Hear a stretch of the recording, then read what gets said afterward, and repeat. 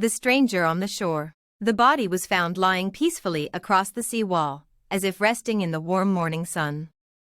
He was a well-dressed man in a brown suit, hair neatly combed, clean-shaven. All that spoiled this tranquil scene was the twisted grimace frozen on his lifeless face. When police searched him, they found no wallet, ID, or anything indicating who he was or what brought him to this lonely stretch of beach on the outskirts of Adelaide. There were only vague physical clues, an odd small pocket sewn into his trousers, ears with attached lobes, calf muscles of an athlete. Nothing to identify the enigmatic stranger. He quickly became known as the Somerton Man, named after the beach where he drew his last breath. But while the public speculated wildly about murder plots and spy games, one woman saw only a lost soul who deserved dignity in death. Her name was Amelia, a kind library assistant who lived a quiet life with her 2 cats. She came from humble beginnings and knew hardship herself, so felt only empathy for this unknown man. While others spun fanciful theories, she mourned that no one claimed him. On her own time, Amelia dug through missing persons cases, looking for possible links.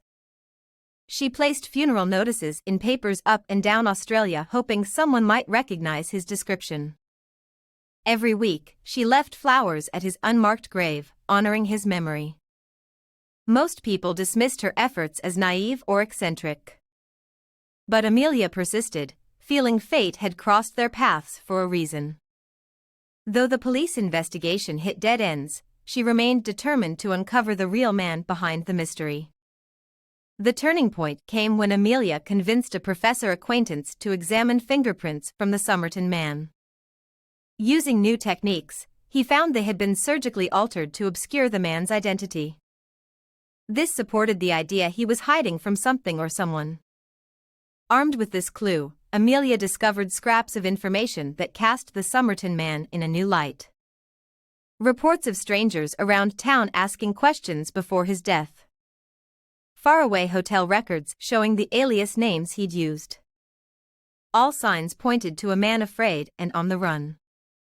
By digging through archives and connecting subtle dots, a timeline emerged of the Somerton Man's final troubled weeks. Amelia finally saw him not as a case file, but a human being lost and alone in his last days. She had to share what she uncovered. At a packed public event, Amelia revealed her research proving the Somerton Man was no spy or criminal, just a vulnerable soul caught up in circumstances beyond his control. The sensational myths fell away, exposing the true tragedy beneath a life left forgotten.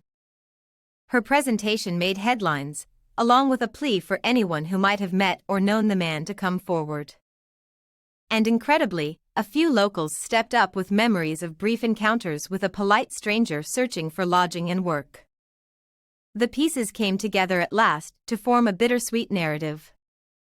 Through Amelia's diligence and care, the Somerton Man could finally be seen in full, not as a mystery but as a fellow human worthy of remembrance.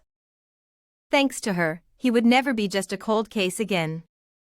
On the anniversary of his death some years later, a headstone was erected at his gravesite bearing a simple inscription, "Here lies the Somerton Man. May you find the answers you seek. You will not be forgotten." Amelia left a single white lily beneath it, knowing that sometimes justice means merely preserving dignity. For her, the point had never been solving a baffling puzzle, but ensuring everyone leaves a mark on this world. Though much about him remains enigmatic, the Somerton Man now rests in the quiet care of history, his humble memorial tended by those aware that every life lost leaves an absence. All human stories deserve closure, though it may come slowly. Of course, the speculation never fully ceased, as we all hunger for certainty. But Amelia knew the true mystery lay not in the secrets this stranger took to his grave, but in how we choose to see one another. Do we sensationalize the unknown, or honor universal hopes and sorrows? For her, the answer was always compassion.